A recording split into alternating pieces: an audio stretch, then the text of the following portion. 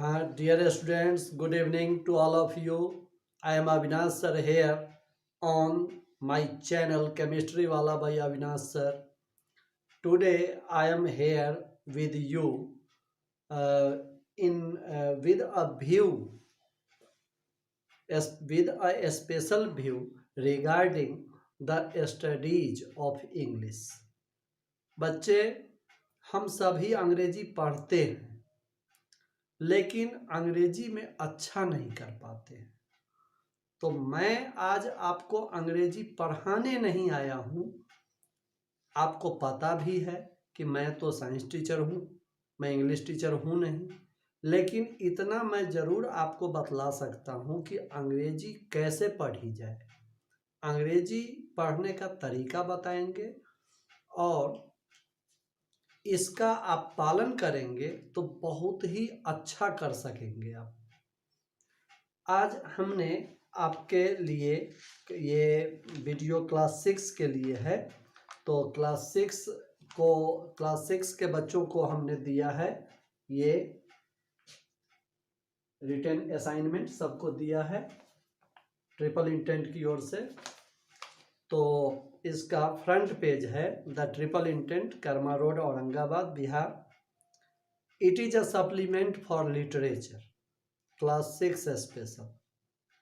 This is an assignment, and the front page reveals that the triple intent nurtures your academic linguistic demands through the classroom lectures as well as by additional learning materials.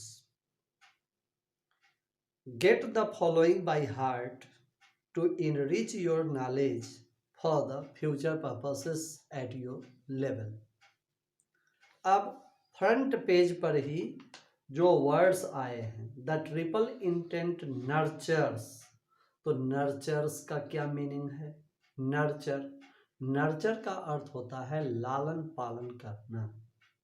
आप कभी मत सोचिए कि ये तो front page है, इसके difficult words से हमको क्या लेना देना, हम आगे से जो टेक्स्ट है वो पढ़ेंगे। नहीं, आप में यह टेंडेंसी होनी चाहिए कि आप बाजार जाते हैं, आप स्कूल जाते हैं, आपके घर में जो भी मटेरियल्स, बिस्किट के डब्बे आते हैं, दवा की बोतलें आती हैं, बहुत सारे रैपर्स होते हैं, उन सब पर इंग्लिश वर्ड्स लिखे होते हैं।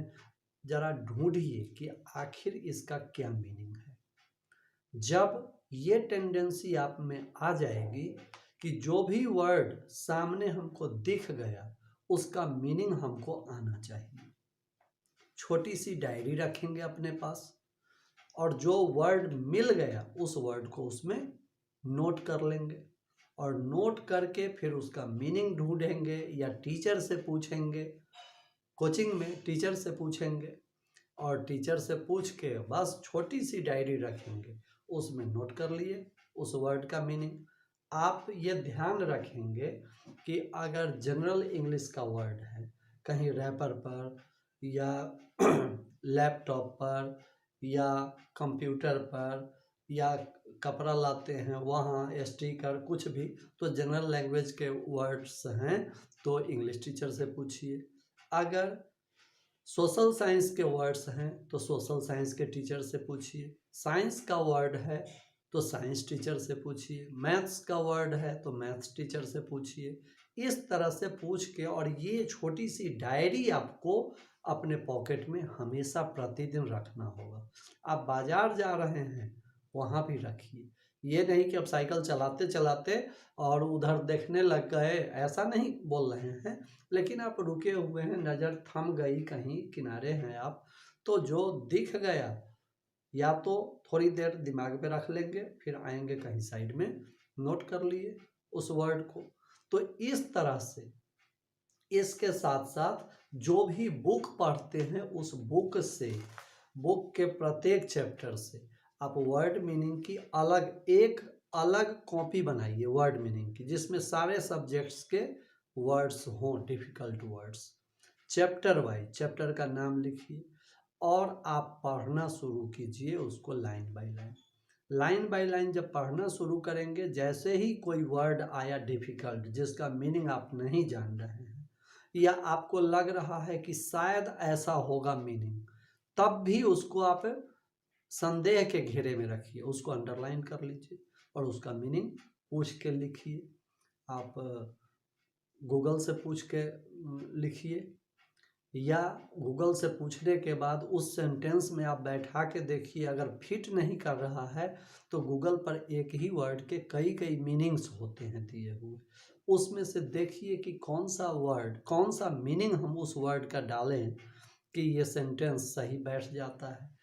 तो वो वाला मीनिंग आप नोट कर लेंगे कॉपी में, नोट करके और पूरा हर सब्जेक्ट का चैप्टर बाय चैप्टर इस तरह से डिफ़िकल्ट वर्ड्स का वर्ड बैंक बना लेंगे। एक हमने आप लोगों को सभी को बोल रखा है कि आपको क्या करना है, ये वर्ड मीनिंग की कॉपी बना लेनी है। अभी तक हम सिर्फ फेयर वर्क आपका चेक करते रहे हैं और राइटिंग चेक करते रहे हैं, लेकिन अब इस महीने आपका टेस्ट भी होगा कोचिंग में और वर्ड मीनिंग की कॉपी भी जांच करेंगे कि किस बच्चे ने कितना वर्ड स्टॉक किया है, जो हम बहुत दिनों से कहते आ रहे हैं, नहीं कर पाए थे चेक, अब चेक करेंगे। और ये चेक करना, देखो बच्चा, चेक करना जो है ये तो एक लाद देना है, जैसा कि आप दबाव में कोई काम कर रहे हैं, ये अपनी इच्छा शक्ति से कीजिए कि चेक करने की ज़रूरत ना आए। जब बच्चा प्रायः कोई वर्ड पूछता रहे, हर बच्चा कुछ ना कुछ पूछता रहे, तो पता चल जाता है कि हाँ, इनका चेक करने की ज़रूरत नहीं है, ये पूछते पूछते हमको परेशान कर देते हैं, टीचर्स को परेशान कर देते हैं, इतना पूछते हैं। तो तब जाके संतुष्टि होगी कि हाँ, आपकी पढ़ाई आप अच्छी चल रही है, आपका वर्ड बैंक बन रहा है। तो देखिए फर्स्ट पेज पर जो लिखा हुआ है, the triple intent nurtures. Nurture का अर्थ होता है लालन पालन करना या पालन पोषण करना। The triple intent nurtures, the triple intent आपका लालन पालन करता है, किस चीज़ का? तो your academic linguistic demands, your academic, academic, academy means होता है शिक्षण संस्थान और एकेडमिक मीन्स शैक्षणिक। लिंग्विस्टिक लैंग्वेज वर्ड है, लैंग्वेज है नाउन, लैंग्वेज मीन्स भाषा, और लिंग्विस्टिक भाषाई, भाषा से संबंधित, डिमांड्स जरूरतों को। The triple intent nurtures your academic linguistic demands.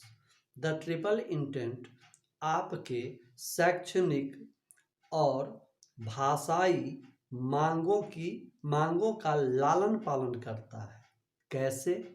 तो थ्रू द क्लासरूम लेक्चर्स, वर्ग कक्ष के आख्यानों के माध्यम से।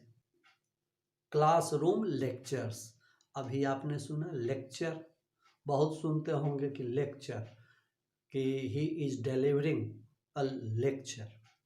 तो लेक्चर का अर्थ भाषण ही नहीं, भाषण, संभाषण, और लेक्चर का अर्थ आख्यान, व्याख्यान, ये सब होता है।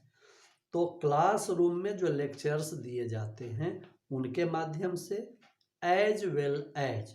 अब यहाँ एज वेल एज माने होता है जैसा, वेल माने अच्छा, एज मीन्स अच्छा, लेकिन यहाँ एज वेल एज का अलग अलग मीनिंग नहीं लगाएंगे। एज वेल एज एक फ्रेज है जिसका अर्थ होता है साथ ही।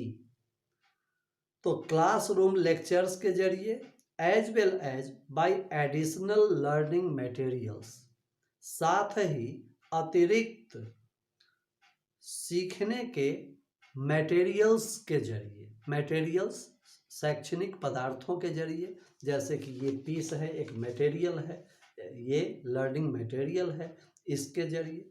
मतलब आपका कोचिंग आपके लिए क्लासरूम लेक्चर्स के साथ साथ अलग से जो मटेरियल्स दिए जाते हैं उनके माध्यम से आपके शैक्षणिक भाषाई मांगों का लालन पालन करता है, मांगों की पूर्ति करता है। Gate the following by heart. Heart देखो यहाँ HEART हार्ट होता है, इसका प्रोनाउंसिएशन हार्ट होता है। You have to pronounce it heart. और वहीं एक वर्ड होता है HURT, ये होता है हर्ट। हर्ट मीन्स चोट पहुंचाना, वो हर्ट है HURT हर्ट। हर्ट मीन्स चोट पहुंचाना, आघात करना, जख्मी करना। लेकिन यहाँ है हार्ट HEART, हार्ट माने हृदय, हार्ट मीन्स दिल। गेट बाय हार्ट, अब देखो gate the following by heart. अब गेट हार्ट का इस अर्थ होता है कंठस्थ कर लेना, मतलब इन चीज़ों को याद कर लीजिए, मन में बैठा लीजिए। टू इनरिच, अब वर्ड है इनरिच, ENRICH।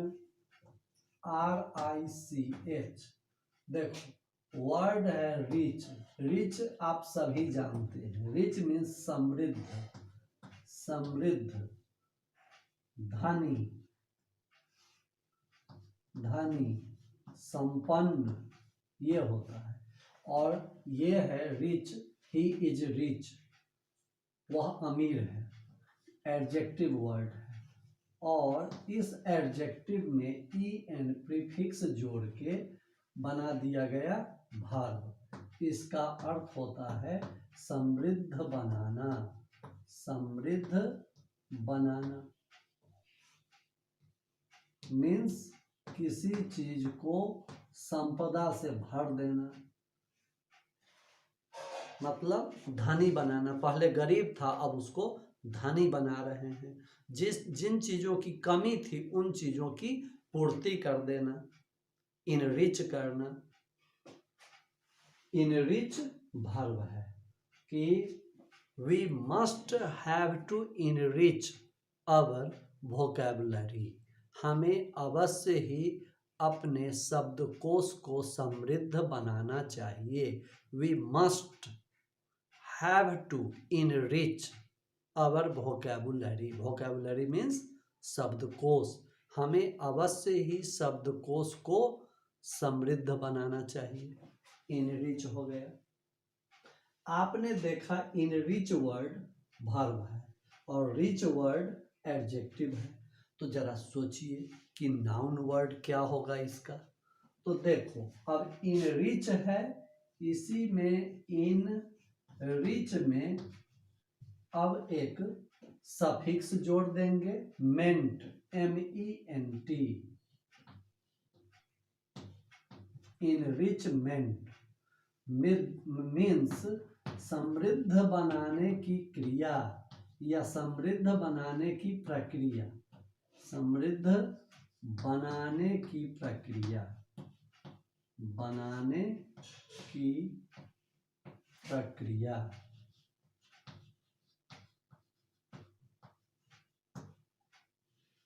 समृद्ध बनाने की प्रक्रिया, ये हो गए। अब मैं आपसे पूछ रहा हूं, आपको बोर्डम तो नहीं फील हो रहा है? जो अभी पढ़ा रहे हैं जिस तरीके से, आपको बोर्डम तो नहीं ना फील हो रहा है? आप ये बात तब समझेंगे जब बोर्डम का मीनिंग समझेंगे। बोर, बोर मीन्स फ्रस्ट्रेट होना, मीन्स उब जाना। और बोर BORE, बोर मीन्स अप्रसन्न, अप्रसन्न होना, अप्रसन्न। देखो बोर मीन्स अप्रसन्न करना, और get bored, get bored means अप्रसन्न होना, अप्रसन्न कोना। अब इसी में बोर्ड में DOM जोड़ देंगे, बोर्ड में DOM जोड़ दिए, डम। तो ये हो गया, डम जोड़ दिए सफिक्स, तो वर्ड बन गया बोर्डम, बोर्डम। और हिंदी में इसके लिए एग्जैक्ट वर्ड आता है बोरियत, बोरियत। तो देख रहे हैं, हम एक वर्ड भी छोड़ नहीं रहे हैं कि इतना के माध्यम से और कितना वर्ड सिखाया जा सकता है। तो आपको ध्यान रखना है कि कितने वर्ड्स आप सीख सकते हैं एक चैप्टर से। तो यहाँ लिखे हैं कि get the following by heart to enrich your knowledge. अपने ज्ञान को समृद्ध बनाने के लिए इन्हें कंठस्थ कर लें। फॉर द फ्यूचर पर्पसेस, भविष्य के उद्देश्यों की पूर्ति के लिए, भविष्य के उद्देश्यों के लिए अर्थात भविष्य के उद्देश्यों की पूर्ति के लिए। एट योर लेवल मीन्स आपके लेवल में, आपके लेवल से, यहीं से आपकी ज़रूरत को पूरी की जा सकती है इस तरह से। अब देखिए, देखो बच्चे, एक कविता हम सुन रहे थे, वो कभी माँ पर कभी पिता पर कविता आती रहती है, कवि सम्मेलन सब जो होता रहता है तो यूट्यूब पर देता रहता है। तो उसी कविता में हमने सुना था, अब एग्जैक्ट तो मुझे याद नहीं है, हमने सुना था कि एक माता पिता की एक ही संतान थी, लड़का था, संतान स्त्रीलिंग है, एक ही संतान थी, लड़का था, अमेरिका में इंजीनियरिंग का जॉब कर रहा था, बहुत अच्छे से रह रहा था। उसकी पुत्र वधू मीन्स बेटे की वाइफ भी साथ थी वहाँ। और गए हुए साल 2 साल हो गया था, यहाँ से फ़ोन गया लड़के के पास, पिताजी ने फ़ोन किया कि माँ की तबीयत बहुत ख़राब है, लेकिन लड़का आया नहीं। उसके बाद फिर फ़ोन गया कि माँ का देहांत हो गया, लड़का आया नहीं। और उनका उस बुजुर्ग का बेटा और पुत्र वधू दोनों मिल के आपस में विचार करते हैं कि फ़ोन आया, अभी आप जाओगे, आप जाओगे, दोनों नहीं आएंगे, अभी आप जाओगे तो अब 12-13 दिनों तक आपको वहाँ रुकना पड़ेगा और इतने दिनों की छुट्टी मिलेगी नहीं, और छुट्टी लोगे तो वेतन कटेगा। तो ऐसे में क्या करना चाहिए?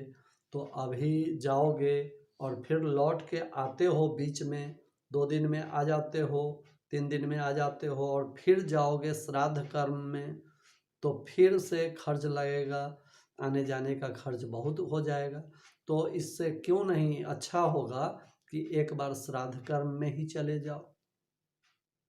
तो उसी पर बुजुर्ग पिता की एक कविता थी कि आज जो वह लड़का कर रहा है, इसमें उस लड़के का दोष कम है, आज हमारी शिक्षा व्यवस्था का दोष है। ये बच्चे, शिक्षा व्यवस्था का दोष है कि आज हमारे शैक्षणिक पाठ्यक्रम में श्रवण कुमार का पाठ नहीं है, उसी कविता में बताया गया था, जिसके कारण हम पैसा अर्न करने वाला संतान तो उत्पन्न कर रहे हैं, लेकिन उसमें मानवता, परिवार आदि का लोप हो गया है।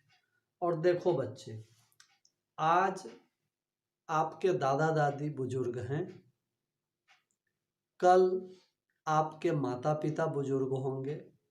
आज आपके दादा दादी, आज आपके माता पिता आपके दादा दादी की सेवा करते हैं, ये बहुत अच्छी बात है। उसको देख के आप भी उनकी सेवा कीजिए, आप भी सेवा कीजिए अभी भी, और जब आपके माता पिता बुजुर्ग हो जाएंगे तब आप उनकी सेवा करेंगे और भी बढ़ चढ़ के। इससे क्या होगा, एक दिन आप भी बुजुर्ग बनेंगे और फिर आपकी भी संतान होगी, आपके भी पोते पोतियां होंगी, नाती नतनियां होंगी, वो भी आपका देखभाल, आपकी सेवा शुश्रूषा करेंगे। ये बहुत जरूरी है। इन्हीं अर्थों में भारत दुनिया के अन्य देशों से अलग है। यहाँ सभ्यता संस्कृति है, यहाँ परिवार है। परिवार का अर्थ है, परिवार का अर्थ लोगों का समूह नहीं, बल्कि आपस में प्रेम, स्नेह, सहिष्णुता, वात्सल्य, मातृत्व, ये सब परिवार के सदस्यों के बीच होता है। तो ऐसी भावना को इनकलकेट करने के लिए, in order to inculcate ethics as well as in order to supply you a large stock of words, I have presented you this material, as well as I have tried to give you the teachings how to study English, how to improve your English well. आज हमने एक passage दिया है और passage का नाम है राजा संतोबनी। तो आपको पढ़ के पहले बतला रहा हूँ, और यहाँ जो टेक्स्ट दिया हुआ है, इस टेक्स्ट से ढेर सारे वर्ड्स हमने कलेक्ट किया है और इन वर्ड्स का मीनिंग भी हमने दे रखा है। साथ ही वर्ड्स का मीनिंग देने के साथ साथ उससे संबंधित जो वर्ड बन सकता है और प्रायः बच्चे गलती करते हैं, वो भी हमने दिया है। फिर क्वेश्चन आंसर के माध्यम से हमने आपको बतलाने की कोशिश की है कि कैसे इतने ही टेक्स्ट के जरिए आप बहुत अधिक सीख सकते हैं। तो यही क्रम रहना चाहिए, यही पैटर्न आपकी पढ़ाई में होना चाहिए। और देखो बच्चे, ये आप पर निर्भर करता है कि आप टीचर से कितना ले लेते हैं। टीचर अगर पढ़ा के थोड़ा सा फास्ट बढ़ रहे हैं या वर्ड मीनिंग नहीं बता रहे हैं या कम बता रहे हैं, सिनोनिम दे रहे हैं लेकिन सभी वर्ड्स के नहीं दे रहे हैं, आपको अगर किसी वर्ड का सिनोनिम नहीं आ रहा है, एंटोनिम नहीं आ रहा है, तो वो भी पूछिए। तो हमने यहाँ क्वेश्चन दे रखा है। पहला क्वेश्चन, साइट प्रॉपर एंटोनिम्स। दूसरा क्वेश्चन है मेंशन सुटेबल सिनोनिम्स। तीसरा क्वेश्चन है put genuine noun forms for the following words. चौथा क्वेश्चन है put an applicable verb for each of the following words. अब कुछ का तो हम दे दिए हैं और कुछ का नहीं दिए हैं, जो आपको करना है। तो आपको टीचर की मदद से करना है। अगर कुछ कठिनाई आए तो हमसे भी पूछ सकते हैं, लेकिन बेहतर होगा कि आप अपने इंग्लिश टीचर से पूछिए। फिर आगे है frame pretty sentences using the words given below. अब कुछ वर्ड्स को हमने असेंबल किया है, ethics, care, careful, accept, limit, handle. देखिए, अब वर्ड्स जो हमने कलेक्ट किया सेंटेंस बनाने के लिए, वो बिल्कुल इजी वर्ड्स हमने चुना है, ताकि इन इजी वर्ड्स से आप सेंटेंस बनाना शुरू करेंगे तो इससे फिर आप में कॉन्फिडेंस डेवलप होगा और आप बड़े बड़े सेंटेंसेस भी बना सकते हैं। उसके बाद सेंटेंस में आंसर देने वाला क्वेश्चन सब भी है। अब मैं पढ़ के सुना देता हूँ। ये टेक्स्ट है, Raja Santobali and Gyanvati had the only progeny named Shravan Kumar.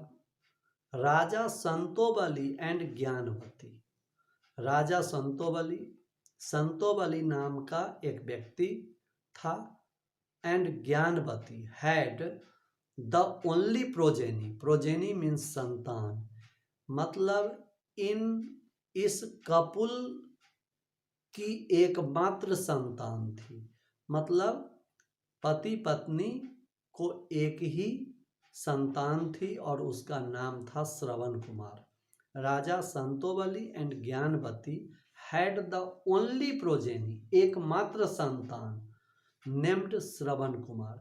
He was kind hearted and a caring son, वह दयालु और चिंता करने वाला, केयर करने वाला, देखभाल करने वाला पुत्र था। When Shravan was an adolescent like you,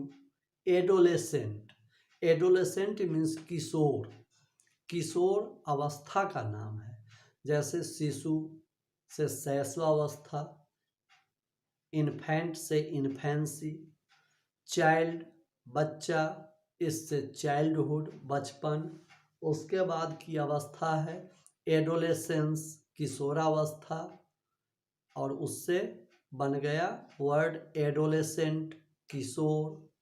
इसके बाद प्रौढ़ावस्था होती है, उसके बाद वृद्धावस्था होती है, ओल्ड एज होता है, ओल्ड एज मीन्स सेनेसेंस। तो एडोलेसेंट मीन्स किशोर, किसको कहते हैं किशोर? तो ऐसे बच्चे जो टीन एज में हो, टीन TEEN, जैसे 13, 14, 15 to 19, 13 वर्ष से 19 वर्ष के बच्चे टीन एजर्स कहलाते हैं, और यही टीन एज को एडोलेसेंस भी बोलते हैं। तो when Shravan was an adolescent like you, आप सभी अभी किशोरावस्था में हैं। कोई हो सकता है कि जो 11 साल 12 साल का हो वो किशोरावस्था में नहीं प्रवेश किया हो। तो when Shravan was an adolescent like you had a clear view that parents are equivalent to God, जब श्रवण आपकी तरह किशोर था तो श्रवण का स्पष्ट विचार था, स्पष्ट ख्याल था कि parents are equivalent to God, कि माता पिता ईश्वर के समतुल्य होते हैं। इक्विवेलेंट मीन्स समतुल्य। His parents were blind by birth, उसके माता पिता जन्म से अंधे थे। बाय बर्थ, जन्म से, ब्लाइंड बाय बर्थ, जन्म से अंधे।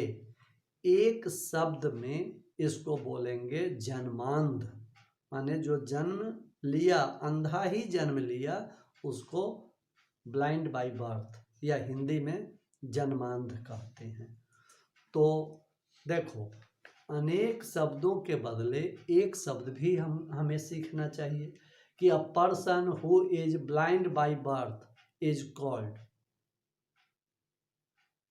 तो इंग्लिश में तो कोई और वर्ड नहीं है इसके लिए, ये सीधे बोलते हैं कि ब्लाइंड बाय बर्थ, लेकिन हिंदी में वह व्यक्ति जो जन्म से अंधा हो, इसके लिए एक शब्द है जन्मांध।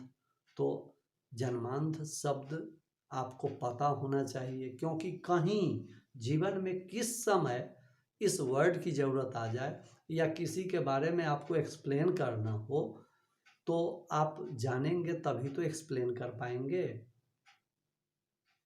Taking immense pain and discomfort they nurtured their son to this stage. Taking immense pain, immense IMMENS, immense माने अत्यधिक, पेन PAIN, पेन मीन्स पीड़ा, अत्यधिक पीड़ा उठाते हुए। टेकिंग इमेंस पेन एंड डिस्कम्फोर्ट, और डिस्कम्फोर्ट का अर्थ होता है काफ़ी असुविधा। तो बताओ कि जिसके जो व्यक्ति अंधा हो, उसकी पत्नी अंधी हो, तो और उसकी एक संतान है, तो अपने संतान का लालन पालन करने में उसको कितनी पीड़ा हुई होगी। तो अत्यधिक कष्ट सहना पड़ा होगा, असुविधा सहनी पड़ी होगी, और तब अत्यंत कष्ट और असुविधा सहते हुए उन्होंने श्रवण कुमार का लालन पालन किया टू दिस स्टेज, इस उम्र तक, मतलब किशोरावस्था की उम्र तक। One day a band of devotees, एक दिन, अब देखो अ बैंड ऑफ, बहुत सारे कलेक्टिव नाउन्स आप सुनते हैं, a board of, a queue of, a train of, a bunch of, a flock of, a herd of, उसी तरह से एक वर्ड है a band of. Band means दल।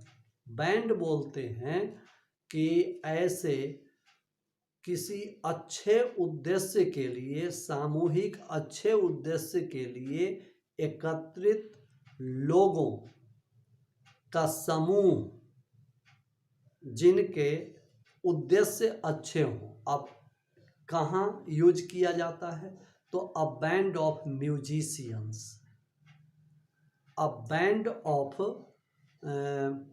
क्या बोलते हैं, बाजा बजाने वाले जो होते हैं वो शादी विवाह में, तो उसको भी बैंड बोलते हैं, मतलब म्यूजिकल पार्टी बोलते हैं। तो वो म्यूजिकल पार्टी है, उसका भी बैंड होता है।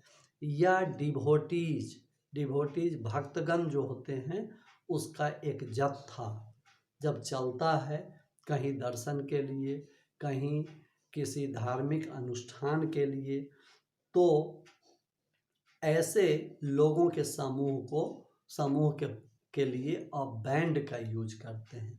तो अ band of devotees were uttering hymns and so absorbed in this that they were moving ahead, singing, dancing, overwhelmed with ecstasy.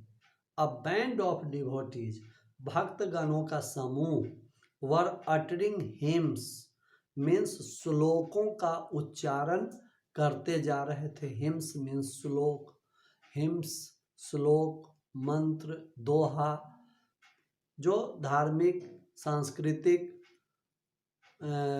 प्रकृति का होता है, ऐसे दोहों को, ऐसे श्लोकों को हिम्स बोलते हैं। HYMNS। अटर मीन्स उच्चारण करना, अटर UTTER, अटर मीन्स उच्चारण करना।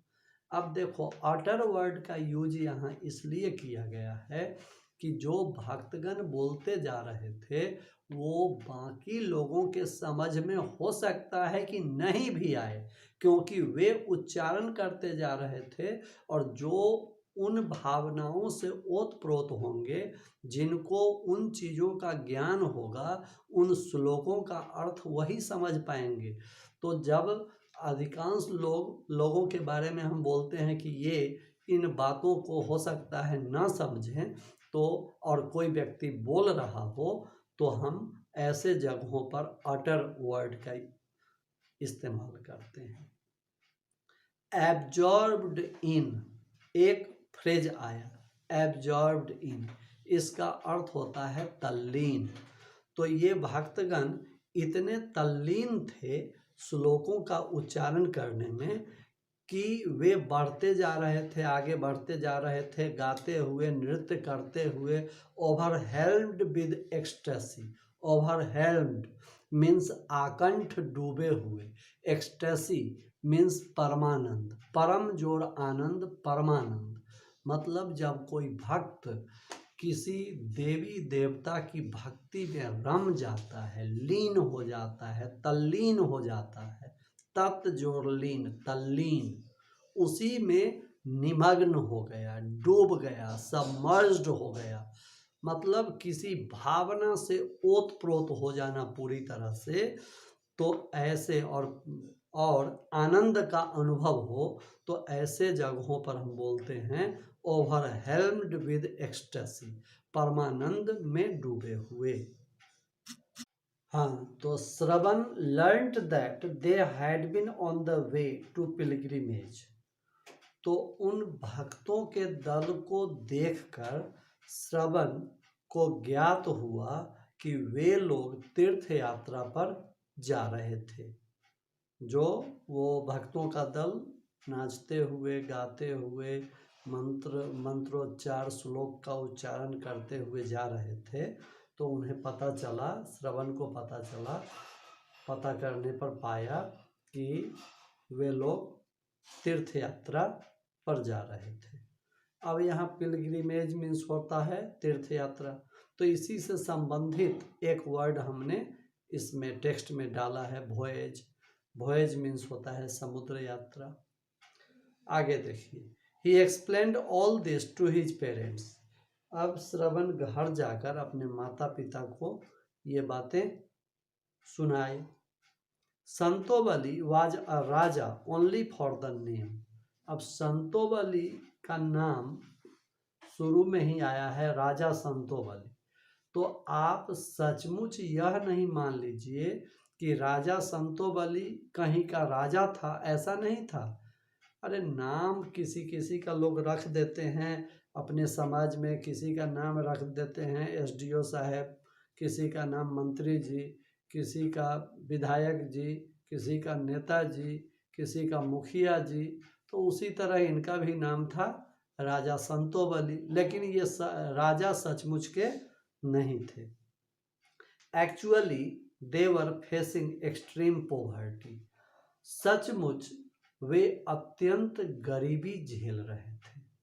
अब देखो बच्चे, इसी तरह और भी 2 पैराग्राफ्स नीचे हैं, आपको टीचर पढ़ाएंगे क्लास में, आप इसी तरह से उनसे सीखेंगे। और डिफ़िकल्ट वर्ड्स का मीनिंग भी दिया हुआ है। ये सिर्फ इसी टेक्स्ट के लिए नहीं है, इसी लर्निंग मटेरियल के लिए हम ये मेहनत नहीं कर रहे हैं, बल्कि मैं यह मेहनत कर रहा हूँ ताकि अंग्रेजी कैसे पढ़ी जाए, इसके लिए हम आपको ये बात बता रहे हैं कि अंग्रेजी की पढ़ाई कैसे होनी चाहिए। और भी आगे 2 पैराग्राफ्स हैं। अब इसी के माध्यम से हम यहाँ पर आपको बतलाए हैं कि the story has been extracted from the Vishnu Purana. Vishnu Purana एक ग्रंथ है, पुराण एक ग्रंथ होता है, ये कल्चर एंड रिलीजन से संबंधित ग्रंथ है। ग्रंथ मीन्स बुक, किताब, पुस्तक, ये छोटा कम महत्व की चीज़ें हैं। उसी को जब ग्रंथ बोलते हैं तो द ग्रेट बुक हो गया। तो विष्णु पुराण से लिया गया है। अब आपके मन में प्रश्न उठेगा कि विष्णु पुराण क्या होता है। तो देखिए, पुराण के बारे में हमने लिखा है कि one of the ancient books on history, culture and ethics. इतिहास, संस्कृति और आचार विचार से संबंधित एक पुस्तक है जिसका नाम है पुराण। अब पुराण के बारे में और डिटेल देखिए कि जो पौराणिक ग्रंथ हैं, उन पौराणिक ग्रंथों में 4 वेद होते हैं, एक वेदांत होता है और 18 पुराण होते हैं। 18 पुराण एक नहीं है, विष्णु पुराण उनमें से एक है। भागवत पुराण होता है और भी पुराण होते हैं। तो 4 वेद, एक वेदांत और 18 पुराण हैं। तो इसकी भी जानकारी आपको मिली। कहीं भी बीपीएससी में, यूपीएससी में कुछ भी पूछ देता है, कहीं से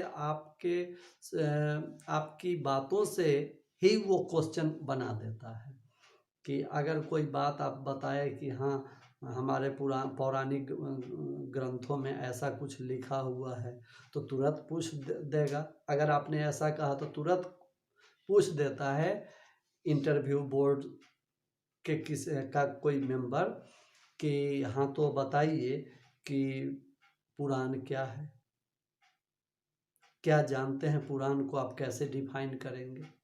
कितने पुराण हैं, और पौराणिक ग्रंथों के बारे में बताइए जो आदि ग्रंथ हैं, संस्कृति, इतिहास एवं आचार विचार, एथिक्स, कि हमारा आचरण कैसा होना चाहिए, हमारा विचार कैसा होना चाहिए, इन सब से संबंधित और कौन कौन से ग्रंथों के नाम आप बता सकते हैं। तो आपको बताना चाहिए कि देयर आर 4 वेदाज, 4 वेद होते हैं, 1 वेदांता, 1 वेदांत एंड 18 पुराणाज, और 18 पुराण हैं। तो बच्चे, तो इस तरह से ये पूरा चैप्टर आगे भी है 2 पैराग्राफ, इसको पढ़ के आप पूरा कर सकते हैं और टीचर आपको बताएंगे, और जो इसमें आगे क्या क्या दिया हुआ है वो भी आपको तैयार कर लेना है। तैयार करके A4 साइज पेज पर आप अपने सब्जेक्ट टीचर को लौटाएं। अच्छी तरह से आपका नेम, क्लास, बैच लिखा होना चाहिए, ताकि चेक करने के बाद आपको लौटाया जा सके।